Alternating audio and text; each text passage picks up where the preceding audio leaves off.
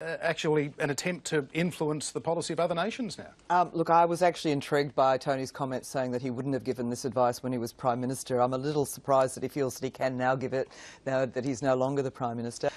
Do I think it was the right thing to be saying at that forum? Probably not. And I was intrigued. I didn't hear all of it. I heard some of it towards the end of it as I was getting ready this morning. And what intrigued me was actually the lack of reaction from what was essentially a very conservative crowd. And you would have thought that if they were really wanting to hear those messages or were going to respond to those messages, there would have been more spontaneous applause. It was almost polite applause at the end. Maybe it was just the crowd. Maybe they're not used to, maybe they are the upper class I'm going to talk about later. Maybe they're not used to, outrageous expressions of emotion. But I thought it was a very, I thought it was a very strange speech given in a forum which I thought was probably not appropriate. And a doable plan in our day, as in hers, are the essentials of the strong leadership the world needs.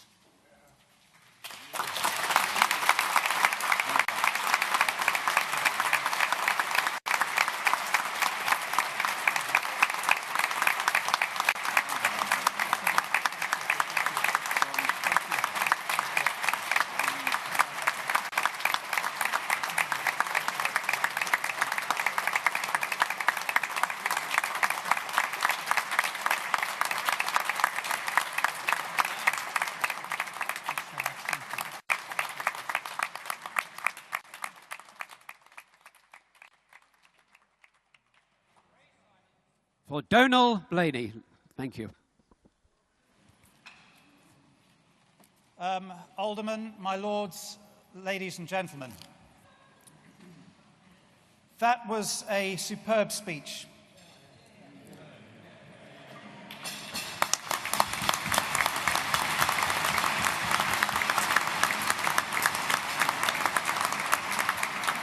And it's truly a privilege to have had the opportunity to hear you speak today, Mr. Abbott. You are, it would be fair to say, as they say down under, a top bloke.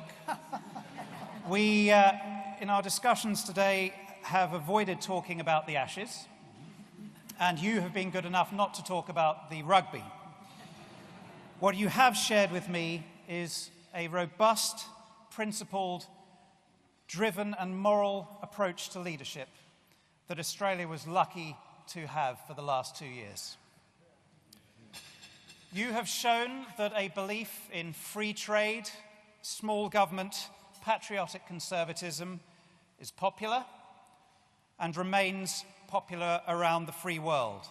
You tell it as you see it, and Australia's loss is very much our gain tonight.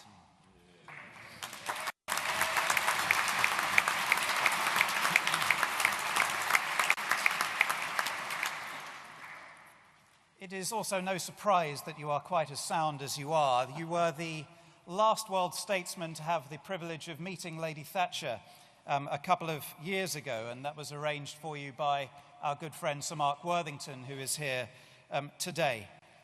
I know I'm not the only one in this room who looks forward to knowing what you will be able to offer, not just Australia, but the world in the coming years, as we look forward to your leadership on these crucial matters that you've shared with us today. Thank you very much indeed for speaking.